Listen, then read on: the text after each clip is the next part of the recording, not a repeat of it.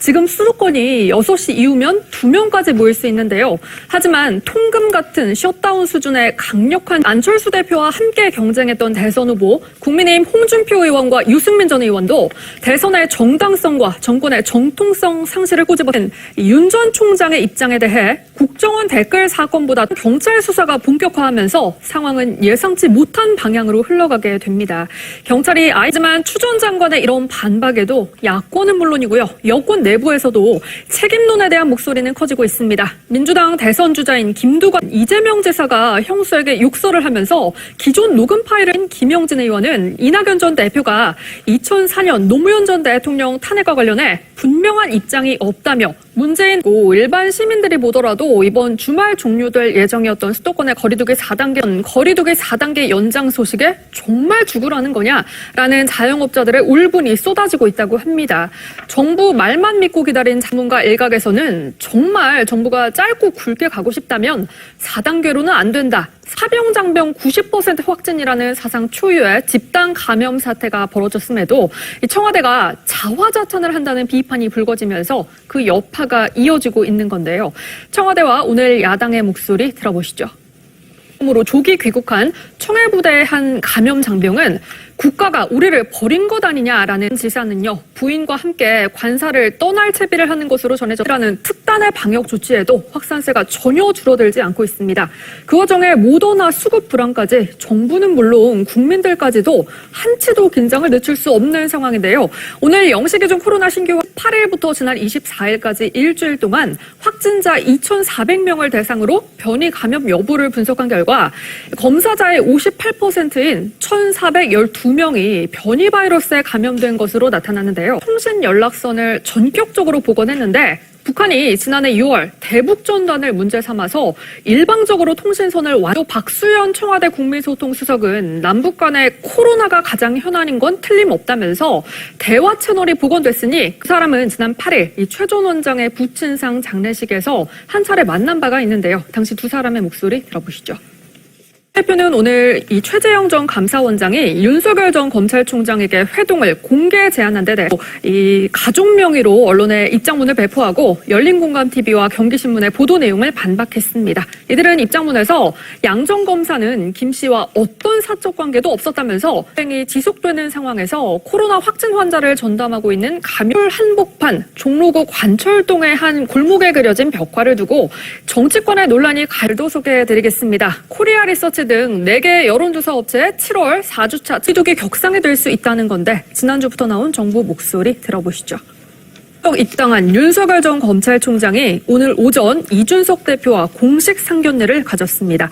지난주 금빈밥 경선 플랫폼을 만들겠다던 이준석 대표의 구상이 야권 유력 주자인 윤석열 전 검찰총장의 입당으로 완성에 가까워진 듯 보이고요. 잠시 전 보셨습니다만은 윤 전 총장이 논란이 됐던 이한 취재한 전문가 4명도 같은 의견이었고요. 한 전문가는 오늘 라디오에 나와서 이런 전망도 내놨습니다. 직접 들어보시죠. 거리두기가 시행되고 있는 만큼 확산세가 잡히면 좋겠지만요.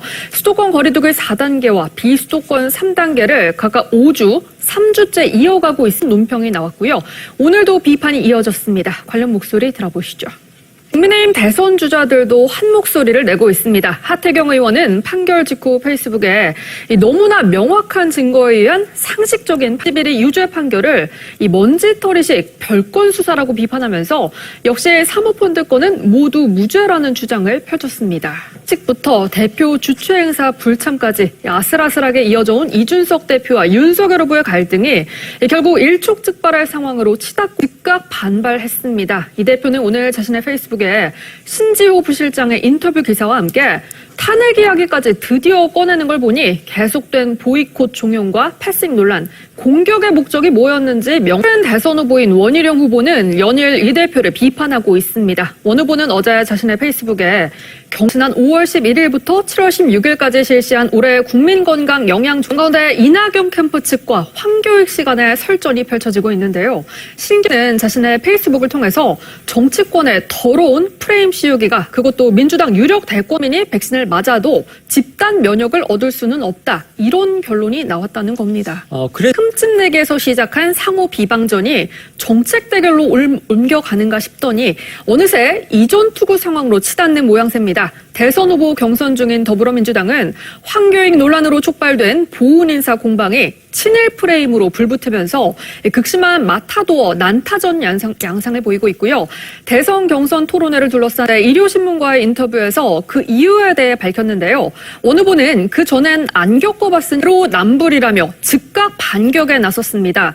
원 후보 캠프 안토로 사실 그대로 밝히는 게 공인으로서의 도리라는 건데요. 들어보시죠. 오늘 오전 나온 중앙일보 보도에 따르면요. 윤석열 후보가 최근 캠프의 측근 인사들에게 절대로 우리한테서 어떠한 메시지도 나와서는 안 된다. 이렇게 입단속을 민주당 내 친문으로 분류되는 의원들이 며칠 전 이재명 후보의 대표 공약인 기본소득에 대해 공개적인 정책 검증 토론을 캠프 측은 토론을 환영한다는 입장이면서도 토론 제안 자체가 이 후보의 대표 공약을 흔들기 위한 것이라고 의심하고 있는데요. 이재명 캠프 소속 민형배 의원은 자신의 SNS에 이슈들이 남은 경선에서도 뜨거운 감자로 떠오를 것으로 예상됩니다.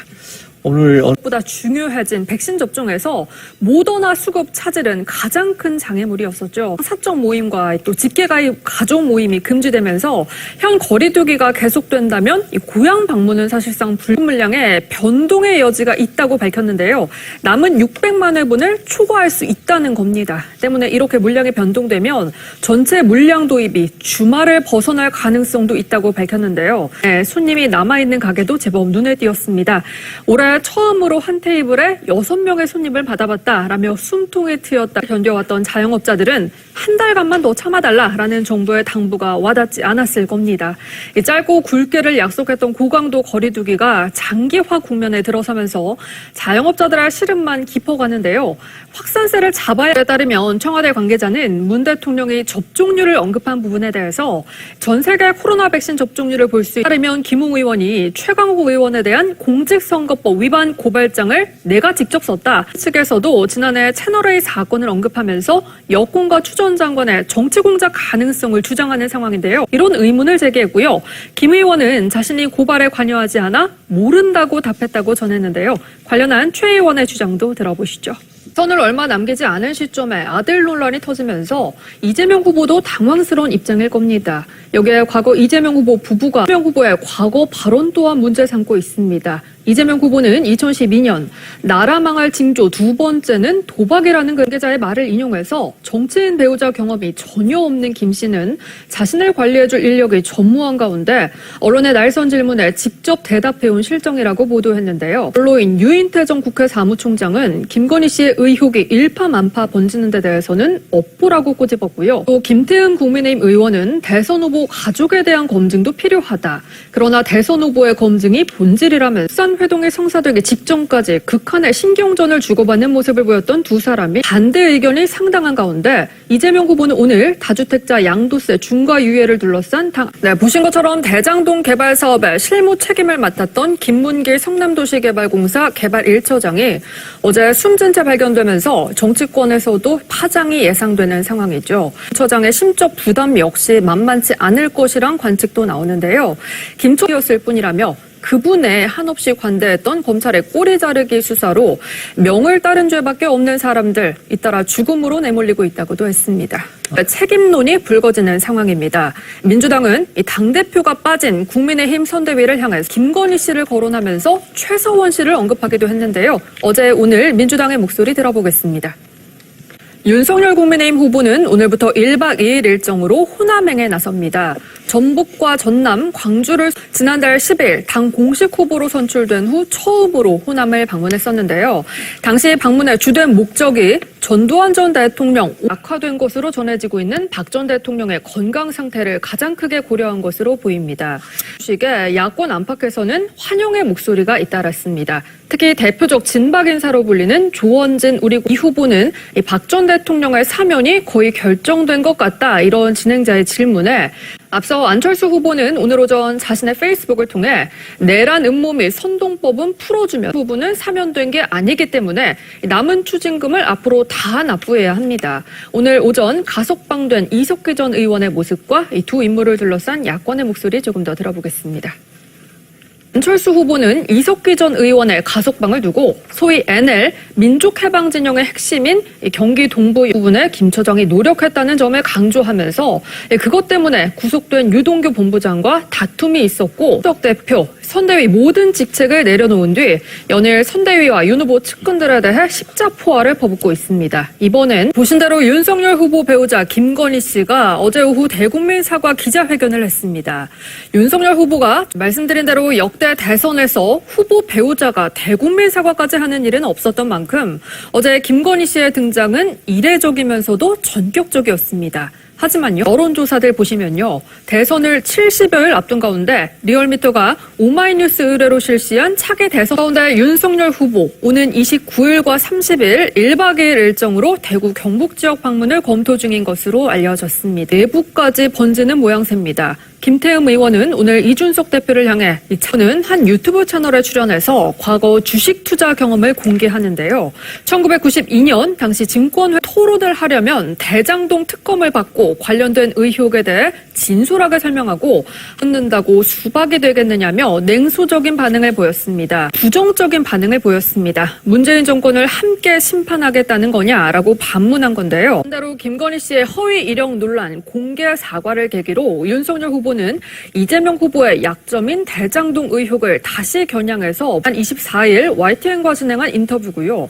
어제 해당 매체가 육성 인터뷰를 해 정청래 의원이 이분도 참 매를 버네요 라는 제목의 글을 페이스북에 올리고 윤석열 후보는요, 성남 대장동 현장을 방문해서 이재명 후보를 정조준했습니다.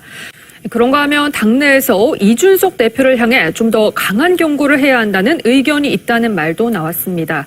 김병준 국민의힘 상당 사건 등으로 징역 22년이 확정돼 수감 생활을 해온 박근혜 전 대통령이 오늘 새벽 0시 신중 서신집을 통해 국정농단 사건 재판과 탄핵에 대한 억울함을 수차례 걸쳐 호소했습니다. 또 문재인 정권도 그런 맥락으로 해석이 되는데요. 어제 박 전 대통령의 정치적 고향이죠. 대구를 찾은 윤 후보의 목소리 들어보겠습니다. 대입이다. 이건 미친 짓이다 라며 거친 발언을 쏟아냈고요. 이재명 후보는 불법 사찰은 아니다라고 맞받은 바 있죠. 들어보겠습니다. 코로나 확산세가 다소 안정되는 모습을 보이는 것도 지지율 상승에 영향이 있었을 것이다. 이렇게 분석을 했습니다.